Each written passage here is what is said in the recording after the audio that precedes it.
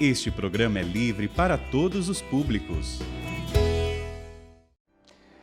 É muito bom chegar até você, é muito bom saber que você está aí e poder dizer, seja muito bem-vindo.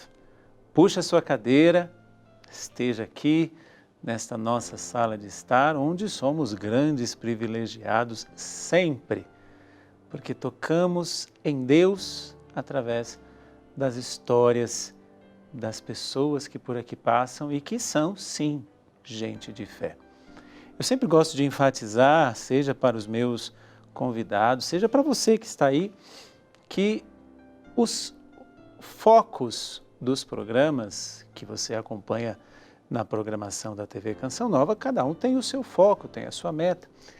Por exemplo, o programa PHN, né, que hoje quem apresenta é o Peter, ele tem ali a missão de apresentar para uma geração PHN que é possível sim viver uma conversão, sair do fundo do poço resgatado por Deus para fazer uma nova experiência. Mas também o foco do programa Gente de Fé é a continuidade disto, é a perseverança nisso.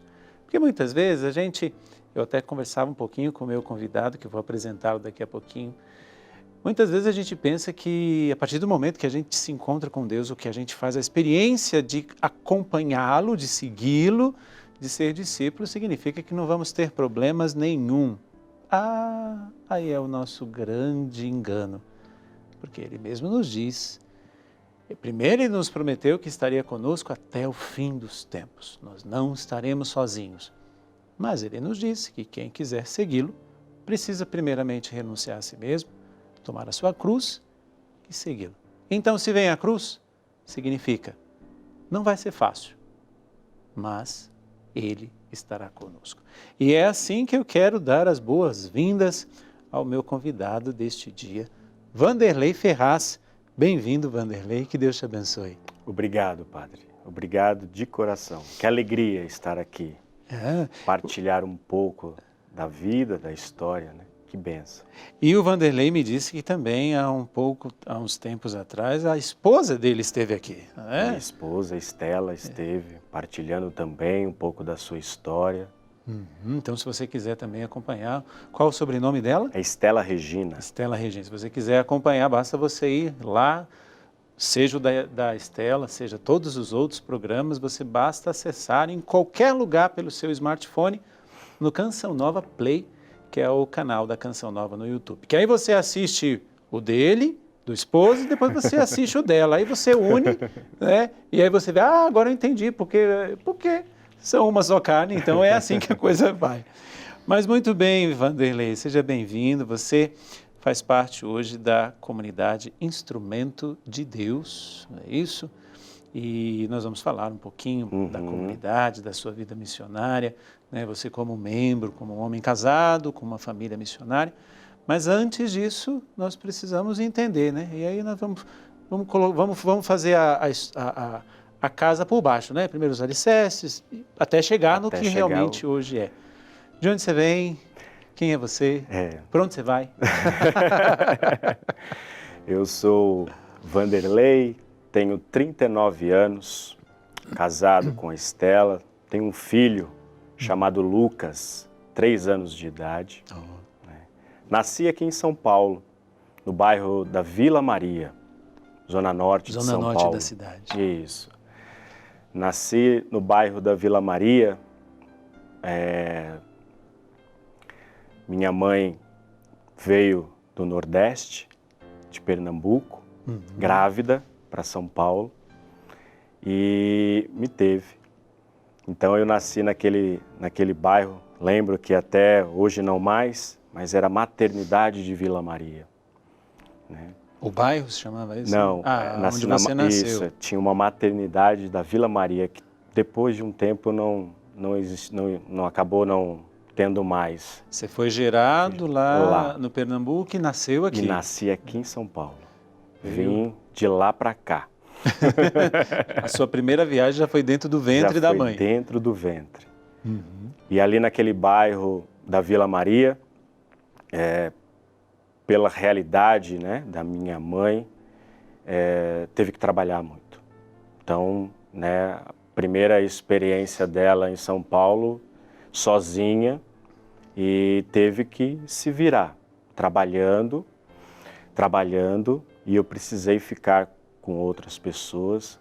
Inclusive, um episódio, quando ela veio, foi acho que tão angustiante de ver uma criança e o que fazer com essa criança, que ela até disse para uma pessoa que tinha acolhido ela, né, que queria me dar, porque não tinha de fato condições para manter. E essa pessoa, usada por Deus, com certeza, né, disse que não aceitaria aquilo, que se ela fizesse, ela teria que ir embora. Mas, diante da necessidade, o bairro, também a parte da onde nós morávamos, era de fato um lugar bem precário. Então, muitas pessoas envolvidas com tráfico de droga, era um bairro um pouco mais violento. Então eu nasci ali no meio daquela bagunça, daquela situação. E diante dessa experiência, vendo diversas brigas, muita violência, lembro muitas vezes quando criança, né, a gente vendo pessoas sendo esfaqueadas, né, coisas assim bem que marcaram a minha infância, de fato. E diante dessa experiência ali, tive também um episódio com 9 anos de idade. Era um lugar marcado de muitas festas, né? Então o povo gostava muito de festejar. Aos 9 anos de idade, eu tive uma experiência com a bebida. Aos 9 anos? Aos 9 anos. Foi uma experiência sem querer. Achei que, pelo cheiro do copo, achei que era limonada. E bebi, virei o copo. Né? Do jeito que eu virei, eu caí, porque, né, copo cheio de bebida, caipirinha, enfim.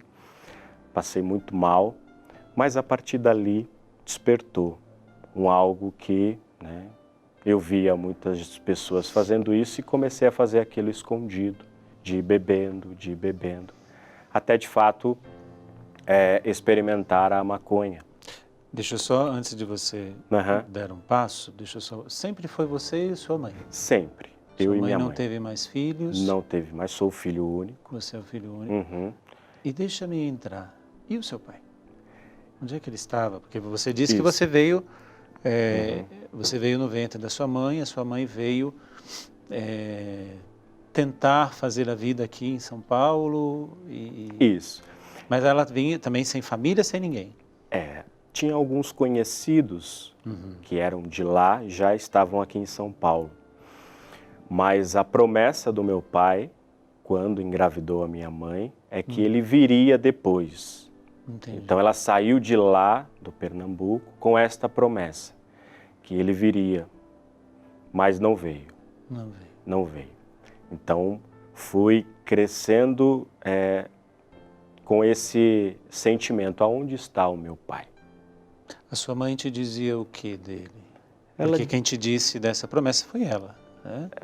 Não foi ela, foi até outras pessoas da minha família. Entendi. Logo, né, depois, entendendo um pouco da história, de como aconteceu, e aí as pessoas foram me ajudando a compreender um pouco da minha história. Sim. Que aí eu fui atrás justamente disso. Mas porque você foi crescendo como criança, entendendo, e vendo outras crianças com seus pais, e você, Exato. Cadê o meu? Só que aquilo foi criando dentro de mim uma raiva. Entendi. Desde pequeno. Então, não foi uma raiva colocada, tipo assim, não foi uma raiva de pessoas que falam, seu pai não presta, mas uma raiva que você foi criando pela ausência. Pela ausência, até mesmo de não conhecê-lo. E vendo os outros com os seus pais, em momentos até importantes, ou não, e aquilo foi despertando dentro de mim essa raiva. Então, sem conhecê-lo, eu já fui, né? E minha mãe dizia, ele não veio, né? Ele não pôde vir, ele continuou lá. Só que aquilo não me trazia um conforto nas palavras, né? E eu queria compreender o porquê, né? Mas ficou no ar isso, então só foi dentro de mim só criando esse sentimento de raiva, de raiva, de raiva.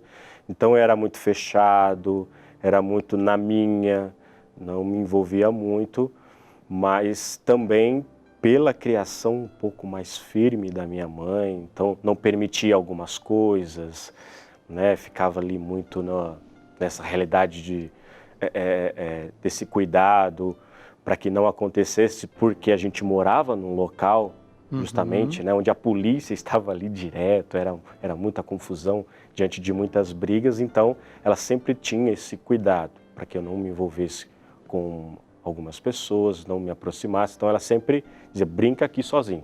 Sim. E foi assim. Mas Deus deu a graça de ter algumas pessoas muito importantes que, quando minha mãe precisava sair para trabalhar, cuidavam muito bem de mim. Que bom. E foram hoje pessoas que, de alguma forma, considero muito assim, né, como outras mães, tias, né? Então, Deus ele foi fazendo esse cuidado e me levando e me colocando aonde tive, né, muitas experiências boas com estas outras famílias. E dentro disso você foi crescendo. Fui crescendo. E o ambiente Era não favorecendo você a ter uma vida, porque assim, faltava ali já aquela presença masculina, né, do pai, ou quem quer que seja, mas aquela presença masculina que para nós, homens, né, é a presença do limite, é aquele que impõe o nosso limite. Né?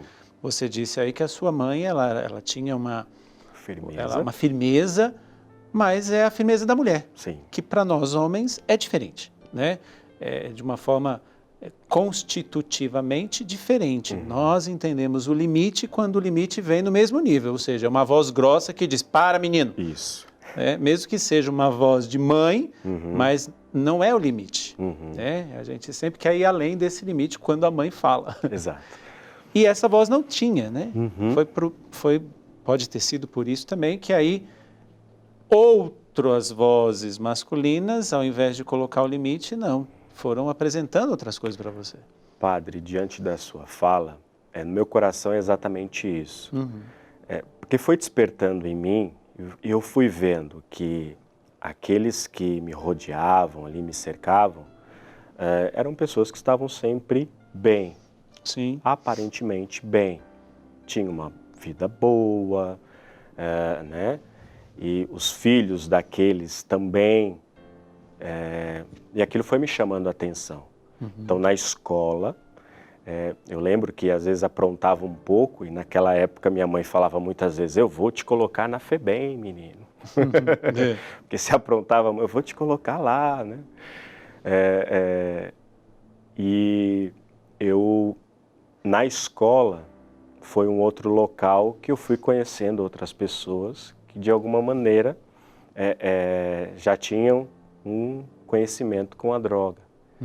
Então, juntou esse sentimento todo de raiva, juntou essa ausência, porque minha mãe, por ter que trabalhar muito, não era presente dentro de casa.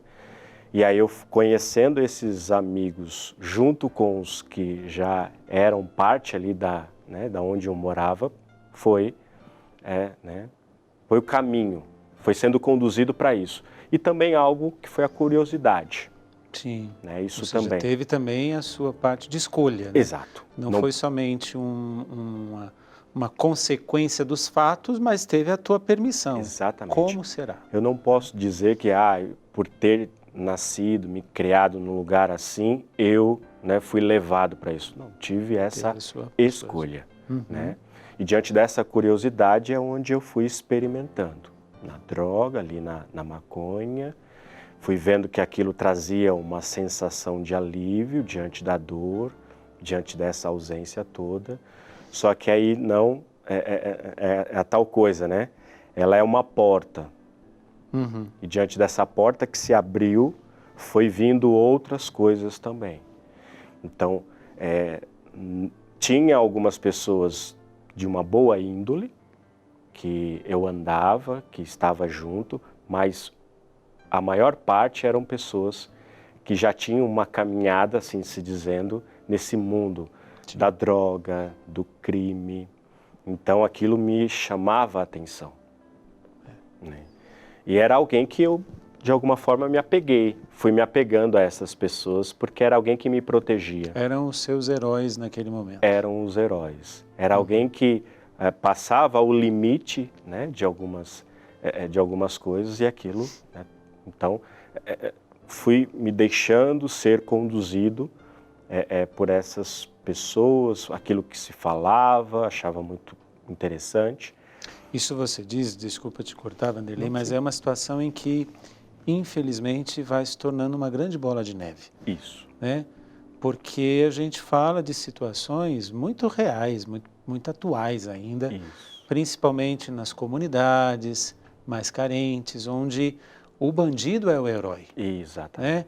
Seja, até mesmo, às vezes, pela ausência, por causa do trabalho, né? Porque a gente fala de pessoas mais pobres, e aí o pai e a mãe precisam trabalhar, e às vezes as crianças não têm onde ficar, com quem ficar, e estes se tornam os seus ícones, os seus heróis, mas também seja por tantas mães que têm os seus filhos, que criam os seus filhos sozinhas, como o caso da sua mãe, né, que tinha que trabalhar para poder trazer o alimento, mas ao mesmo tempo tendo que trabalhar, ela tinha que, como você disse, se afastar, passar o dia inteiro fora, e aí a criança, o jovem, o adolescente fica extremamente vulnerável a esse tipo de pessoas, né?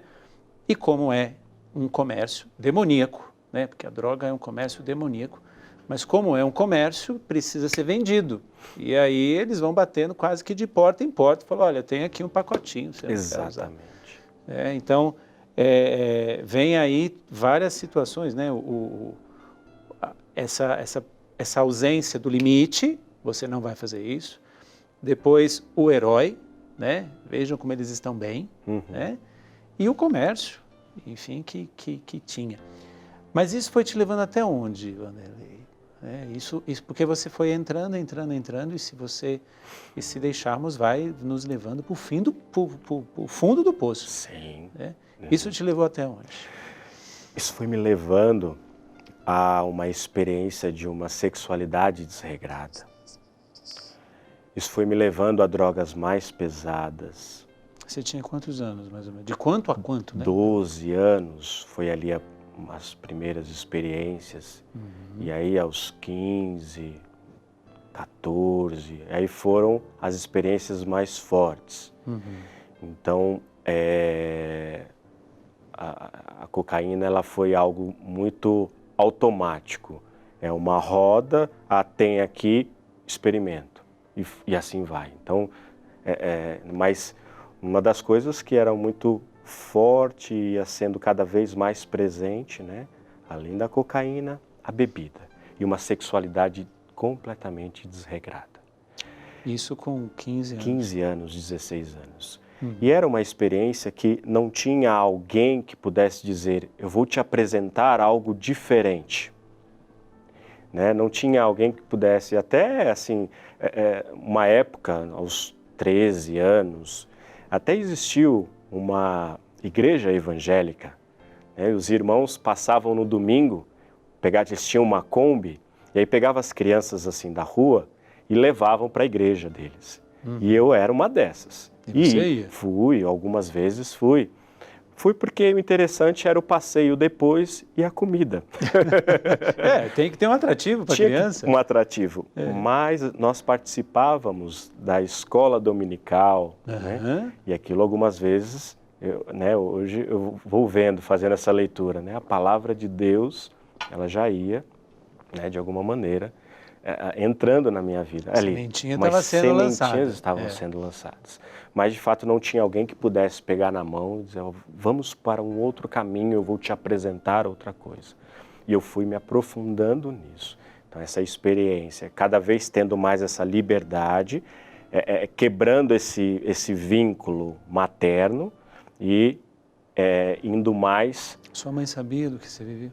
Não, Não, não, nem imaginava. nem imaginava. Acho que imaginar até de alguma forma desconfiava. O instinto materno O instinto, é sempre mas, muito forte. Exato. Mas... Ela ainda continuava trabalhando muito? Trabalhando, né? E aí, com essa quebra desse vínculo, cada vez mais, né? Então, o ódio que eu tinha, e é interessante porque muitas vezes, ao aumento do uso da droga, eu imaginava a questão do meu pai, mas só que eu imaginava de uma forma com muito ódio. Então, né? É ruim dizer isso, mas era o que eu sentia. Sim. De repente, como que eu vou fazer para matá-lo? Entendi. De tamanha era a raiva que eu sentia. Então, eu fui crescendo desde a infância e ali potencializou esse sentimento. Até porque você também estava no meio em que a violência era muito constante. fácil, muito clara, Exato. muito exposta. Então, aí eu começava a descontar essa raiva em brigas. Entendi. Então, eu começava a participar mais de situações que me levavam à briga, né, a violência de bater, enfim, né, tinha muito disso, né, e algumas vezes até em torcida organizada, porque era um lugar propício, né, para pegar ali alguém, descontar, né, essa... Só um parênteses, deixa eu ver se você é uma pessoa inteligente. Que time que era que você... São Paulo. Eu sabia que você era uma pessoa inteligente. Não da torcida organizada, mas pelo menos do time, sim. Mas de alguma forma, né? Mas era uma maneira de extravasar, tirar todo aquele sentimento. A droga e a bebida, ela trazia uma sensação, mas ela não aliviava de fato. Sim.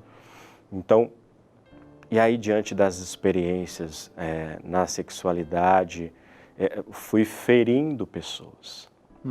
Ao mesmo tempo que eu imaginava e nas partilhas com outras pessoas, não, eu quero fazer diferente se eu tiver filho, né? Eu fazia o contrário, eu ia ferindo as pessoas que estavam ao meu redor. Eu, de alguma forma, não conseguia ser inteiro para essas pessoas. Então, sempre foi uma realidade, muitas vezes, de traição, foi sempre algo de dar mais atenção a uma vida ali completamente desregrada do que algumas pessoas que poderiam, né, e até foram pessoas que Deus colocou para me tirar ali, né? Mas o interesse era sempre o estar numa vida ali junto com aquelas pessoas que me levavam à droga. E é sempre bom enfatizarmos aqui, porque não significa que uma pessoa que nasce num ambiente desse jeito, ele vai estar ali e permanecer daquela forma pro resto da vida. Porque ele sempre tem a escolha a ser feita. Exatamente. Tinha a possibilidade, eu sempre trabalhei bastante, eu sempre procurei trabalhar, mas também tinha esse outro lado. Eu tinha a possibilidade, eu tinha oportunidades de estudar, eu tinha oportunidades de ir por outros caminhos, mas não queria, não me esforçava. A escolha sua. A minha escolha era de não me esforçar para aquilo, até porque a vida que eu tinha, trabalhando e às vezes cometia alguns delitos, me sustentavam diante daquilo que eu estava vivendo. Então, para quê? Né? Me esforçar em um outro caminho, né? Que eu não sei, na época imaginava, não sei para onde vai me levar. Só que esse daqui parece que era tão forte que me trazia essa segurança. Parecia que eu estava seguro. Né? Só que não, eu fui ao longo do caminho, isso com os 18, amadurecendo um pouco mais. Só que nesse amadurecimento a gente vai fazendo algumas besteiras que realmente elas nos provocam. Vão trazendo consequências mais sérias. Né? Ao ponto de pegar uma rodovia completamente embriagado, todo mundo totalmente fora, andando na contramão, fazendo algumas coisas assim, bem consequentes, você fala, peraí, o que eu estou fazendo? Né? Então, eu fui tendo esses insights, assim, de, peraí, será que é isso mesmo? Mas eu já estava aquilo já estava, parecia uma condenação. Uhum. Não é isso mesmo que eu vou viver, é dessa maneira, não vai existir nada de diferente, até porque alguns amigos que já estavam muito tempo ou preso ou naquela mesma condição, então eu imaginava isso. Então não tinha muito até... E aí é onde nós vamos esperar um pouquinho, porque assim, conforme você foi dizendo, a gente foi conversando e percebendo, porque existe sempre a opção para escolher. Né? Nós não podemos dizer que a nossa liberdade é condicionada. Não. Por mais que nós não tenhamos uma vasta gama de opções, mas nós sempre temos uma outra opção. Né? Um dia eu fui confessar, e me confessei apenas uma vez com o padre, eu fui pregar um retiro para os padres salvistas, e antes do retiro eu peguei e fui me confessar, e o padre me disse uma coisa que eu nunca me esqueci, isso acho que foi em 2017, 2019, né? Padre, lembre-se sempre que o pecado é uma escolha. O senhor sempre tem a opção de escolher. A gente sabe, a gente estuda, a gente sabe que é assim, mas às vezes a gente precisa ouvir, né? Olha, existe uma outra opção. Como você mesmo disse, né? Não tinha ninguém que me desse uma outra opção. Mas, graças a Deus, o próprio Deus tinha um outro plano a você, que é isso que a gente vai conversar daqui a pouquinho. Lembre-se sempre, você que vai agora respirar um pouquinho e vai esperar até o próximo bloco, você sempre tem a opção. Eu não sei o que você vive, mas lembre-se, você sempre tem uma outra opção. Daqui a pouquinho a gente volta para escutar e nos rever dentro do testemunho do Vanderlei. É daqui a pouquinho, nós voltamos já.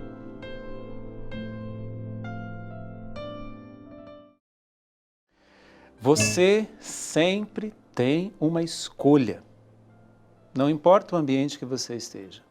Se o ambiente, a situação, se as pessoas sempre te levam a fazer uma escolha em que a tua consciência sabe que é errada, você sempre tem uma escolha em caminhar num caminho diferente. Então, para que persistir no erro? Nós estamos conversando com o Vanderlei. Hoje ele é membro da comunidade Instrumento de Deus, que fica ali na Parada Inglesa, né? No bairro da Parada Inglesa, aqui na cidade de São Paulo, para aqueles que não conhecem, que não são de São Paulo. É um bairro aqui na zona norte de São Paulo, um bairro que eu conheço, né? Que eu sou também da zona norte, né? Sou do bairro do Limão, perto. Então ali pertinho, conheço um pouquinho daquele bairro. Inclusive, já fui à paróquia onde vocês estão, né? Convidado pelo grupo dos Jovens Sarados que estão lá, já celebrei algumas missas lá. Paróquia Nossa Senhora dos Prazeres. Nossa Senhora dos Prazeres. Mas antes ele viveu tudo que nós assistimos e ouvimos no primeiro bloco. Mas, de repente, tinha uma vontade maior e uma força maior que agiu na sua vida. Deus entrou. Deus, ele entrou de uma maneira que foi muito sutil, delicado, né, amorosa. Isso eu posso dizer muito tranquilo. Ele usou de uma menina amiga nossa e um grupo que nós tínhamos, e nesse grupo nós nos juntávamos para todo final de semana, beber junto, sair, era um grupo grande. Só que essa moça, ela já tinha feito uma experiência de Deus, mas continuava ali, junto com a gente. E ela veio com um convite, vai ter um encontro de jovens, vai ter uma experiência assim, de jovens, e vocês não querem fazer? E ela fez esse convite para uma meia dúzia, né, do grupo. Nem todos aceitaram. Eu falei, eu vou para essa experiência, eu vou fazer. E ela falou, vai ter umas meninas bonitas, sempre esse chamariz, né? Vai ter. Se pegar, vai Se pegar, parece vai que ela foi do jeito certo. E eu lembro que, né, foi eu, o irmão do padre Fábio hoje e mais um amigo. E esse amigo já não está mais conosco, com certeza na presença de Deus.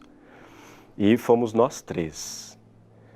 Um dia anterior desse encontro foi algo terrível, porque nós falamos assim, vamos dar uma saidinha e aí a gente volta logo e aí depois a gente vai para esse encontro, que aí alguém ia passar na nossa casa para buscar. Então vamos. Só que nesse dia desse encontro, padre, na noite anterior, nessa saída, nós acabamos nos envolvendo numa briga dentro de um bar. Foi uma confusão de uma forma assim generalizada. Uau. Foi muito, assim, arrebentou o bar, foi uma coisa assim, e aí alguns de nós... Ou seja, o diabo estava realmente... O inferno estava do lado de vocês. Ele estava realmente assim para a gente não ir. Não ir pro retiro. Fomos parar na delegacia, alguns, né?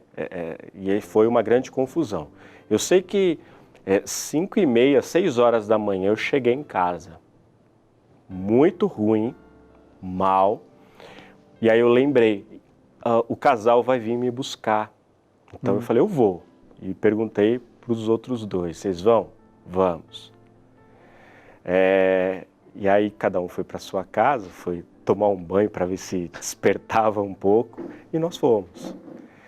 O sábado foi horrível, porque assim, né, ruim, aquela coisa da bebida, então, mas ali no finalzinho da tarde, que experiência maravilhosa diante de uma pregação de alguém que falava sobre o perdão. Que aí a história dele, eu fui vendo que era a minha história. E eu fui vendo que dentro de mim estava ali me causando tanta dor. Eu nunca chorei tanto como eu chorei naquele dia. Eu chorava, eu chorava, eu chorava, eu chorava. Meu coração parece que ele se abriu, assim. Eu até estranhei, né? Mas falei, vamos, né?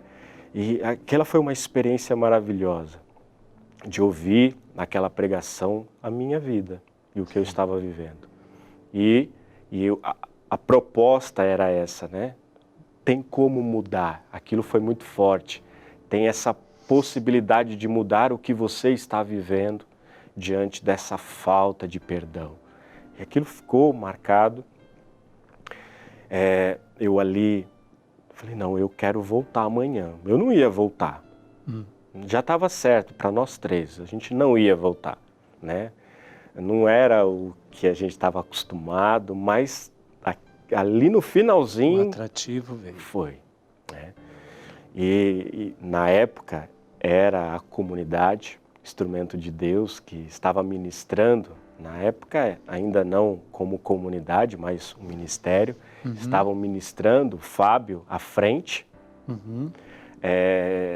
né? Então ali já teve uma acolhida do Fábio, né? E ele me acolheu ali, já não volta, vai ser uma experiência boa amanhã. E eu voltei, mesmo assim, fui ainda na noite, saí um pouco, mas já ficou algo diferente em mim. Alguma coisa já tinha mudado aí dentro. Alguma coisa já tinha mudado. Eu falei, eu vou voltar. E voltei. Eu fui o único que voltou. Não, voltou mais um. O outro não quis voltar. E aí, o domingo já foi uma experiência diferente. No final desse encontro, eu falei assim, eu quero mudar de vida, Fábio. Me ajuda. Eu preciso de ajuda.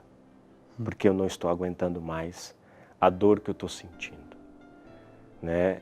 E o que eu estou fazendo com a minha vida? Estou perdendo ela. estou perdendo ela das minhas mãos, eu não consigo mais ter controle, eu bebo todos os dias, eu uso todos os dias, eu não quero mais, eu quero, será que tem como? E aí ele, tem como. Né? A partir dali eu comecei essa experiência de estar junto com outras pessoas. E aí ficou essa grande guerra e luta, porque aqueles amigos da bebida, da droga, né? Ali, não porque você não pode se tornar um rato de igreja, você não pode se transformar nisso, você tem que... Não, era forte isso, ao mesmo tempo aquele povo era animado. Acho que a melhor experiência em Deus que eu fiz foi num parque de diversão. Olha só. Olha que experiência maravilhosa. Me levaram num parque de diversão e eu fiz ali um dia sem bebida nenhuma. Foi o dia que eu mais me alegrei, assim. Foi uma alegria, né, total, com pessoas diferentes. Então foi uma experiência muito em Deus ali que eu fui vivendo. Só que aquilo era muito forte. Assim. Aquilo ainda me chamava muita atenção, porque eu dizia, como que eu vou viver isso, né, ser isso agora, ser dessa maneira, né, deixar tudo, né, não dá. E aí, durante um ano eu ainda me mantive ali firme. Não, eu vou, mas chegou um momento que eu falei, Fábio, meus irmãos, eu não aguento mais. Obrigado até aqui. Muito obrigado pelo que vocês fizeram, mas eu vou voltar. Vai ficar na vida velha. Eu vou ficar na vida velha. Esses amigos, eles não se conformavam com a decisão. Então, sempre que eu... E não tinha como, porque eu morava e uma esquina era uma biqueira, a outra esquina era uma biqueira. Aí eu brincava, eu tinha que dar uma volta enorme para poder chegar na minha casa, né? Se eu fosse passar na biqueira. Porque eu tinha que passar. E nesse era um bar aqui, era um bar ali, então estava todo mundo, né? E eram pessoas que desde a infância. Mas eu fui fraco, porque eu não mantive essa decisão, né? E escolhi voltar. Essa escolha de voltar, eu acredito que foi uma decisão, né? Com toda certeza, foi muito ruim, porque eu me afundei muito ali, muito.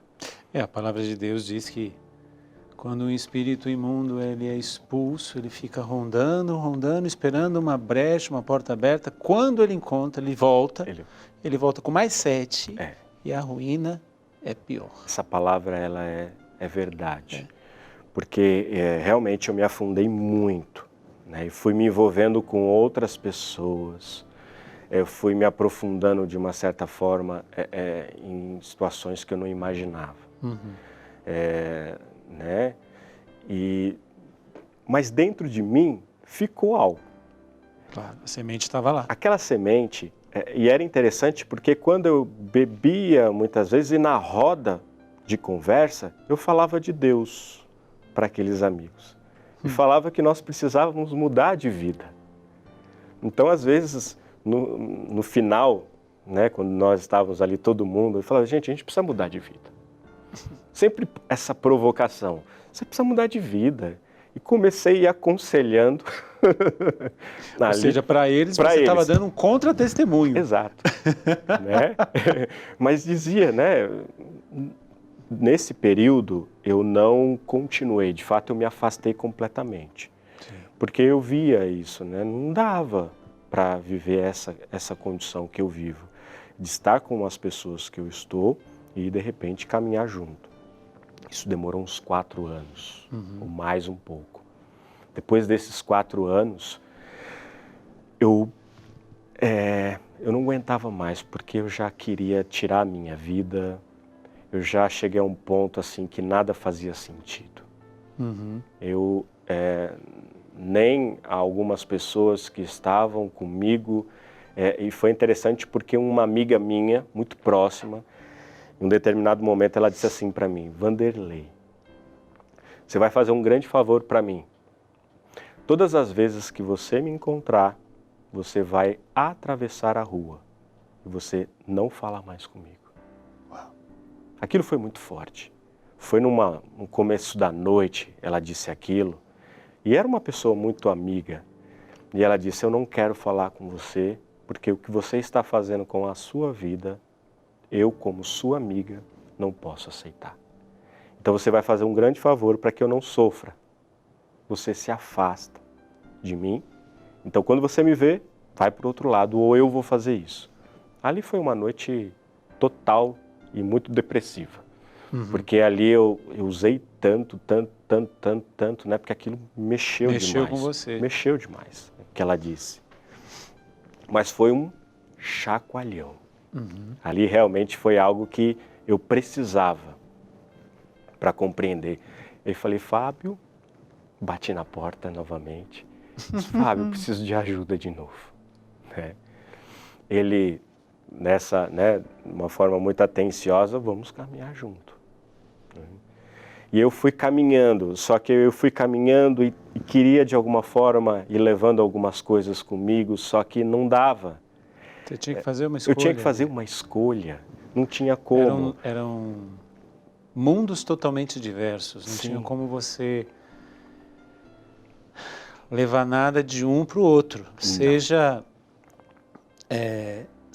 na vida que você levava, seja nessa que estava te provocando a sair. Não tinha como você levar coisas, Exato. né? O que Jesus nos pede, muitas vezes as pessoas falam, isso é radicalismo. Não, não é radicalismo, é porque não encaixa. Não dá. É a mesma coisa naquelas aulas, naqueles testes de coordenação motora, você querer colocar o quadrado no buraco redondo, não vai dar, não vai encaixar, né?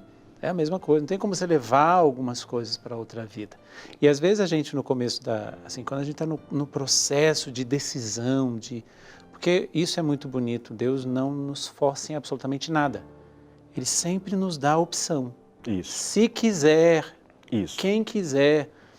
E nesse início, né, em que nós nos sentimos atraídos por Ele, mas ao mesmo tempo a gente tem muita coisa para deixar, a gente tem que se sentir livre e falar assim, você vem, só que essas são as condições. Exato. Né?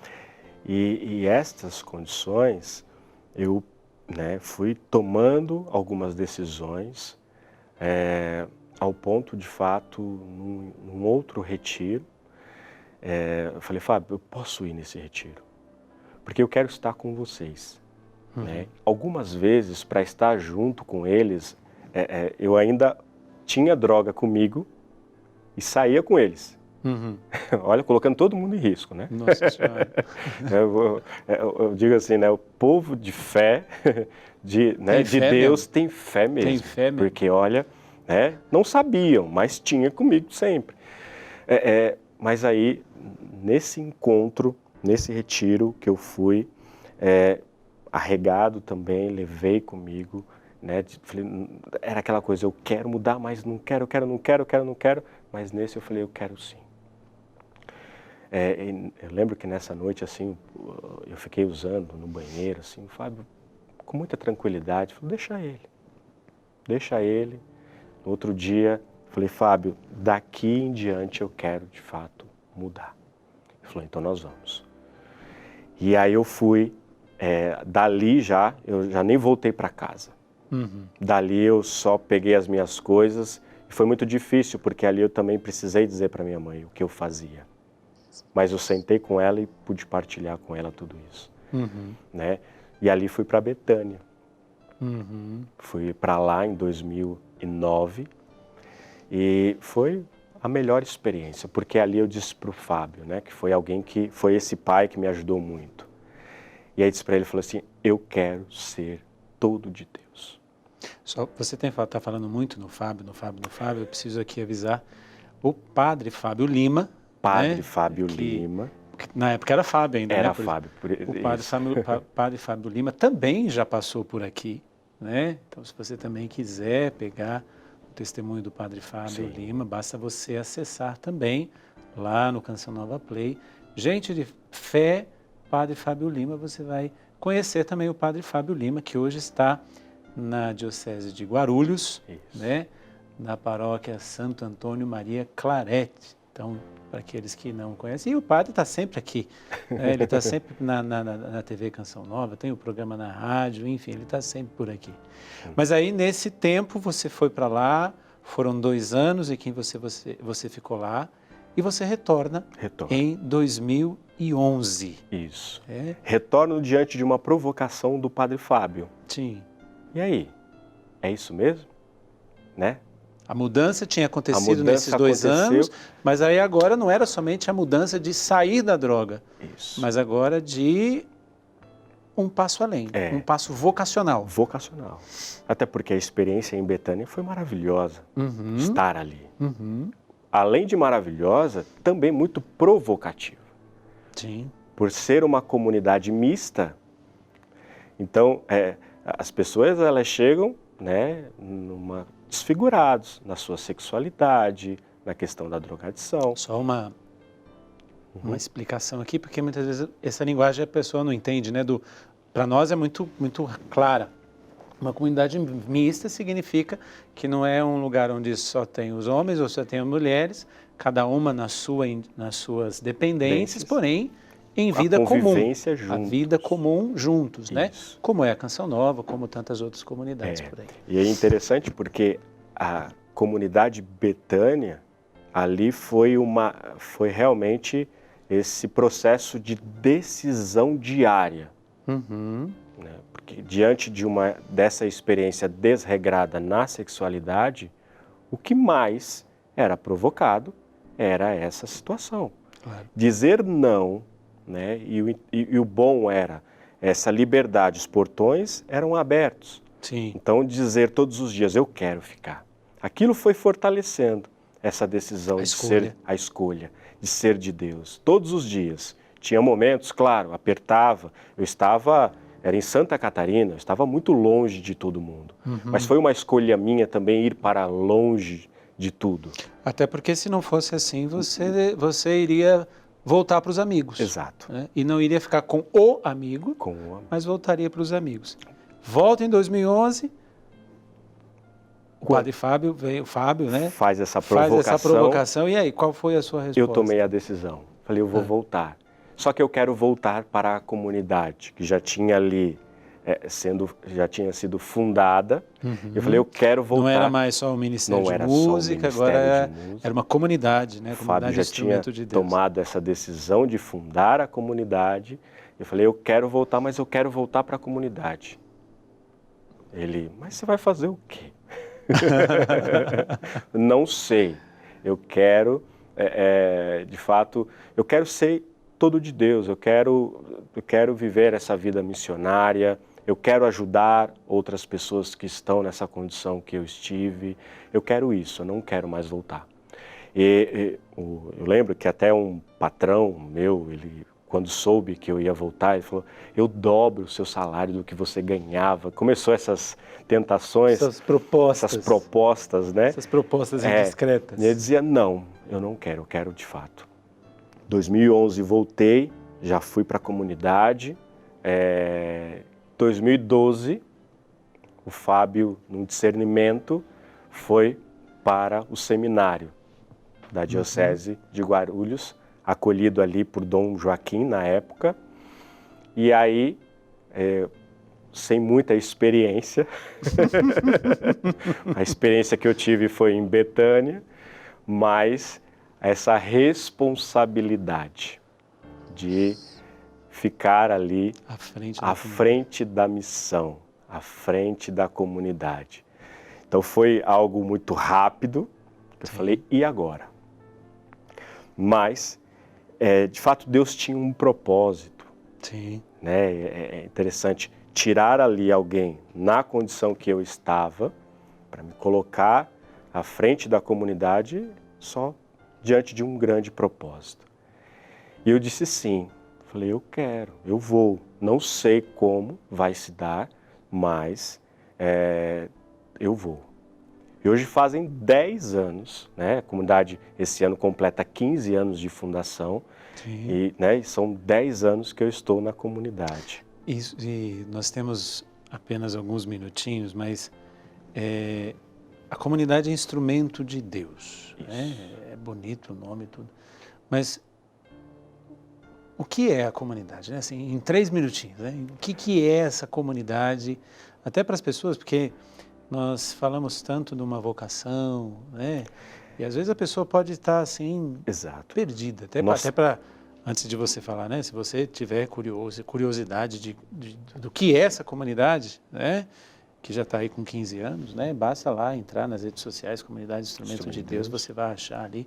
Mas o que é essa comunidade, assim, de uma maneira bem resumida, né? Bem Porque são 15 anos, obviamente. São 15 anos de história, mas diante da missão que nós somos chamados de ser voz de Deus no deserto das vidas. Isso resume, de fato, o que a comunidade, ela... Voz de Deus no deserto das vidas. O que você viveu, né? O que eu vivi. A minha história, ela é, de fato, esse resumo do que a comunidade, ela é chamada a exercer como fundação. Né? De fato, ser essa voz de Deus. Então, nós, diante do carisma da comunidade, seguir Jesus com disponibilidade, alegria e radicalidade. Né? Essa disponibilidade de estar a serviço, estar, né, ali ao encontro de Jesus, ter essa disponibilidade, a alegria, esse estado de vida, e a radicalidade, ela entra como essa raiz da igreja. E a radicalidade, que nada mais é do que a escolha que precisa ser feita todos os dias, como você foi falando. Então, viver isso diante da necessidade que nós temos hoje, né, é tão atual, né? Porque, de fato, nós precisamos estar muito em Deus para ser essa voz que ressoa, essa voz que direciona, essa voz que conduz. Então, hoje na nossa missão, e a nossa missão ela foi adentrando hoje em retiros com a juventude, em casais, noivos, namorados, dentro da Fundação Casa, a experiência de estar... que sua mãe falou que ia mandar você. Que ia mandar lá, eu fui. Só que mudou o nome. Só que você foi de outro jeito. Eu fui de outro jeito para falar de Deus.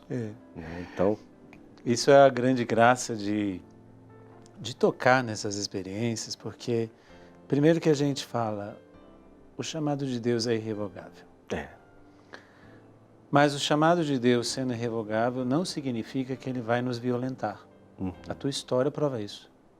Ele é o Senhor da história, Ele é o Senhor do tempo, mas Ele, tendo todo o poder que Ele tem, Ele não viola a nossa liberdade.